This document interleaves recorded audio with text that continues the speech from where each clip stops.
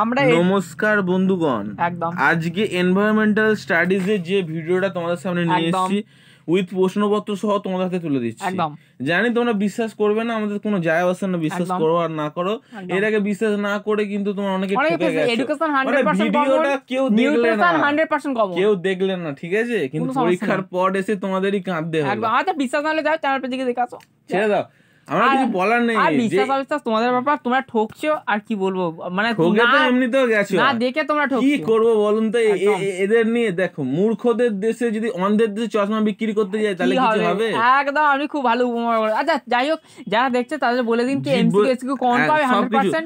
MCQ SQ বড় প্রশ্ন প্রত্যেকটা জিনিস কমন পাবে 100% গ্যারান্টি।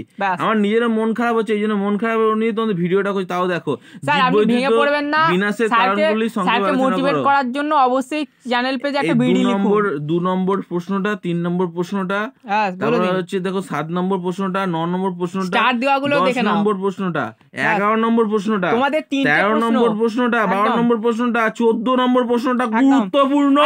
আমি তোমাদের বলে দিই কোন প্রশ্নগুলো এসেছে। 1 নম্বর প্রশ্ন জীববিদ্যা মানে জৈব বৈচিত্র্য বিন্যাসের কারণ বা ধ্বংসের কারণ যেটাকে বলা হয়, জীব বৈচিত্র্য ধ্বংসের কারণগুলো আলোচনা করো।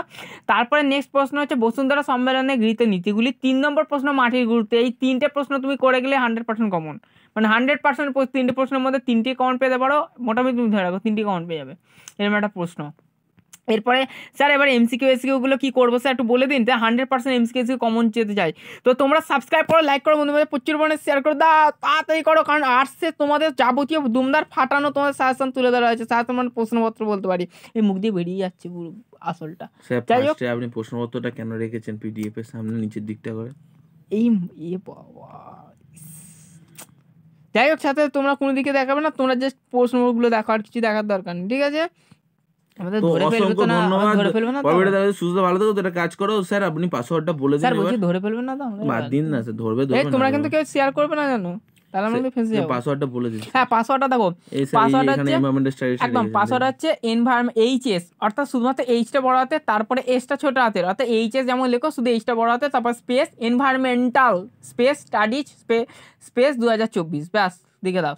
অর্থাৎ শুধু এইচটা বড় হাতে, বাকি সব ছোট হাতে, স্পেস যেমন হয় সেরকম ভাবে লিখে ক্লিক করা ওপেন হয়ে যাবে। অসংখ্য ধন্যবাদ। পরবর্তীতে দেখা হচ্ছে। তুমি সাবস্ক্রাইব, লাইক, কমেন্ট করে বন্ধুদের মধ্যে শেয়ার করে দাও। বাদ বাকিটা তোমার উপর নির্ভর করছে। জানি তোমরা ঠকবে, কারণ তোমরা ঠকতে ভালোবাসো, এটাই সবচেয়ে বড় বিষয়। কিন্তু 100% কমন এখান থেকে পেয়ে যাবে। সত্যি কথা বলতে কি বলো, তোমাদের সামনে যদি হাতে সোনাও তুলে দিই, বলি এটা তো সোনা না, এটা তো পেতল। অসংখ্য ধন্যবাদ। পরবর্তীতে দেখা যাচ্ছে। সুস্থ ভালো থাকো।